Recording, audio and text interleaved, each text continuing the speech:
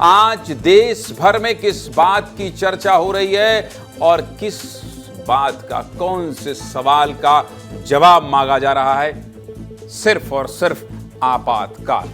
आज आपातकाल की चर्चा हो रही है। आज कांग्रेस से सवाल पूछे जा रहे हैं, इसलिए आपातकाल पर बात करना जरूरी है। देश में आपातकाल की आज 50वीं बरसी है। मतलब आपातकाल को 50 साल पूरे हो गए हैं। 50 साल। लेकिन 50 साल बाद भी आपातकाल देश की राजनीति के लिए उतना ही ज्वलंत मुद्दा बना हुआ है जैसे कल ही की बात हो। बीजेपी ने आपातकाल की बरसी को काला दिवस के रूप में मनाया, तो उधर कांग्रेस भी लगातार बीजेपी पर हमलावर रही है। पूरी खबर क्या है आपको विस्तार से बता देता हूं। राजधानी भोपाल से रायपुर और रायपुर से दिल्ली तक बीजेपी के काला दिवस का असर दिखाई दे रहा था। सबसे पहले दिल्ली की बात करूं तो दिल्ली में पीएम मोदी की अध्यक्षता में हुई कैबिनेट की बैठक में आपातकाल के 50 साल पूरे होने पर एक प्रस्ताव पास किया गया। इसके बाद आपातकाल के पीड़ितों के लिए 2 मिनट का मौन रखा गया। इसके बाद क्या हुआ? आपातकाल को लेकर प्रधानमंत्री मोदी ने एक्स पर पोस्ट भी किया। पीएम मोदी ने एक्स पर लिखा कि यह भारत के लोकतांत्रिक इतिहास के सबसे काले अध्यायों में से एक है। भारत के लोग इस दिन को संविधान हत्या दिवस के रूप में मनाते हैं। पीएम मोदी ने यह भी लिखा कि उस समय ऐसा लग रहा था जैसे सत्ता में बैठी कांग्रेस की सरकार ने लोकतंत्र को गिरफ्तार कर लिया है। लोकतंत्र को गिरफ्तार कर लिया। पीएम मोदी और बीजेपी के लगाए आरोपों का जवाब देने खुद कांग्रेस के अध्यक्ष मल्लिकार्जुन खड़गे मीडिया के सामने आए। खड़गे का कहना था कि जिस बात को 50 साल हो गए, ये लोग उसे बार बार दोहरा रहे हैं, जबकि खुद लोकतंत्र का सम्मान नहीं करते। क्या कहना था मल्लिकार्जुन खड़गे का? सुनिए, फिर आगे विस्तार से बात करेंगे। सुनिए। जो लोग संविधान बचाओ की बात अब कर रहे हैं, इमरजेंसी 50 साल होने के बाद इमरजेंसी का फिर से वो बार बार दोहरा रहे हैं। बहुत दिन तक बहस करके एक संविधान तैयार किया था, उस संविधान को भी उन्होंने रामलीला मैदान में जलाया।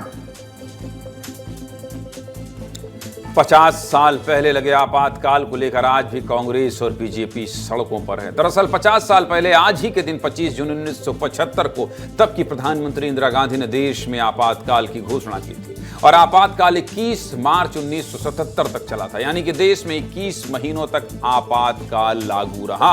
और आरोप लगते हैं कि इस दौरान इंदिरा गांधी ने अपनी मनमर्जी से देश में कानून व्यवस्था चलाई।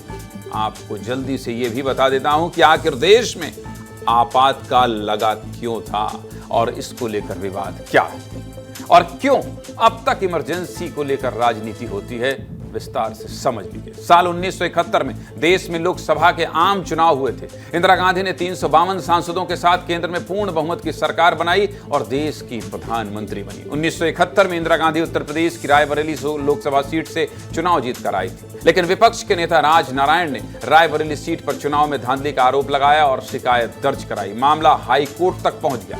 12 जून 1975 को इलाहाबाद हाई कोर्ट ने इंदिरा गांधी को चुनाव में धांधली का दोषी ठहराया और यह माना कि इंदिरा ने धांधली करके चुनाव जीता है। 24 जून 1975 को सुप्रीम कोर्ट ने इंदिरा गांधी सरकार के सभी संसदीय अधिकार छीन लिए। इंदिरा गांधी समझ गई कि अब उनका प्रधानमंत्री पद पर बने रहना संभव नहीं है और 25 जून को रातों रात उन्होंने राष्ट्रपति फखरुद्दीन अली अहमद से आपातकाल के दस्तावेज पर हस्ताक्षर करा लिए और 25 जून को देश में आपातकाल की घोषणा कर दी। बस तब से ही यह आरोप लगते हैं कि इंदिरा गांधी ने केवल अपनी सत्ता बचाए रखने के लिए देश में आपातकाल लगाया और 21 महीनों तक देश को मनमाने ढंग से चलाया। जयप्रकाश नारायण, लाल कृष्ण आडवाणी और अटल बिहारी वाजपेयी समेत देश के कई बड़े नेताओं को जेल में डाल दिया। बस इसी आपातकाल की काली याद में आज बीजेपी ने पूरे देश में काला दिवस मनाया है। राजधानी भोपाल में तो प्रदेश बीजेपी कार्यालय को ही प्रतीकात्मक तौर पर जेल में बदल दिया गया। यहां आपातकाल की प्रदर्शनी लगाई गई थी। जेल के सामने इंदिरा गांधी की फोटो भी लगाई गई। भोपाल के बीजेपी कार्यालय से एक रिपोर्ट देख लीजिए, फिर आगे विस्तार से बात करें।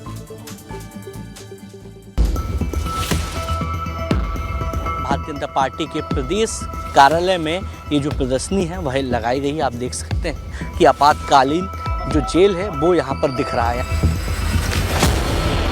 मैं आपको आपातकाल जेल यानी जो प्रदर्शनी भारतीय जनता पार्टी के प्रदेश कार्यालय में जो बनाई गई है उसके आपको अंदर ले जाता हूँ। सबसे पहले आपातकाल में विरोध की मशाल यानी युवा नायक नरेंद्र मोदी, सबसे पहले ये जो मशाल है वह दिखाई गई है। ये आप देख सकते हैं कि राजनाथ सिंह उनके द्वारा जो लेख लिखे गए हैं वो यहाँ दिखाए गए हैं। अरुण जेटली जो एबीवीपी छात्र आंदोलन का नेतृत्व किए थे, उस दौरान आपातकाल था और पहले दिन गिरफ्तार हुए थे, 9 महीने जेल में रहे। जाए लाल कृष्ण आडवाणी की, तो उनके द्वारा जेल में डायरी लिखी गई थी, 9 महीने वह जेल में रहे। विरोध की तस्वीरें तो देख ली आपने, लेकिन मध्य प्रदेश के मुखिया डॉक्टर मोहन यादव से लेकर बड़े बड़े नेताओं ने जिस तरह से आपातकाल को याद किया है और बीजेपी और कांग्रेस के नेताओं ने किस तरह से आरोप प्रत्यारोप लगाए हैं, ये भी सुनना जरूरी है। सुनिए। गणतंत्र राज एशिया में कहीं बचा है और दुनिया का सबसे बड़ा गणतंत्र अगर कहीं बचा है तो उसमें हमारी पार्टी के लोगों का योगदान है, अन्यथा कांग्रेस ने तो गला घोट दिया था। आज जो संविधान लेके घूमते हैं वो याद करें, यही कांग्रेस थी जिसके डीएनए में तानाशाही है और अपनी कुर्सी बचाने के लिए, सत्ता में बने रहने के लिए पूरे देश में लोकतंत्र को रौंदने का, पीसने का, कुचलने का काम अगर किया था तो श्रीमती इंदिरा गांधी जी ने किया था। कांग्रेस हर समय ढकोसला करती है। आज संविधान बचाने की बात कर रहे हैं, पर संविधान को तार-तार किसने किया? इंदिरा जी ने किसी दबाव में आकर इमरजेंसी नहीं हटाई थी, स्वयं ने इमरजेंसी हटाई थी। चुनाव भी उन्होंने कराया था, लेकिन आज पिछले 11 साल से हम लोग देख रहे हैं कि अघोषित रूप से इमरजेंसी लगा हुआ है। ये खुद ही संविधान बदलने की बात कर रहे हैं। गृह मंत्री जी को मैं कहता हूँ, अगर आज जयप्रकाश आते ना तो आपके घर के सामने धरना देते। आपने तो बिना इमरजेंसी के प्रोविजन के इमरजेंसी जैसे हालात पैदा कर दिए। सीधे मुद्दे की बात क्या है? सीधे मुद्दे की बात यह है कि देश में आपातकाल के जख्म आज भी भरे नहीं हैं, भले ही आपातकाल को 50 साल पूरे हो चुके हैं। उम्मीद है देश को आगे कभी आपातकाल जैसे हालात का सामना नहीं करना पड़ेगा, क्योंकि हम दुनिया के सबसे बड़े लोकतंत्र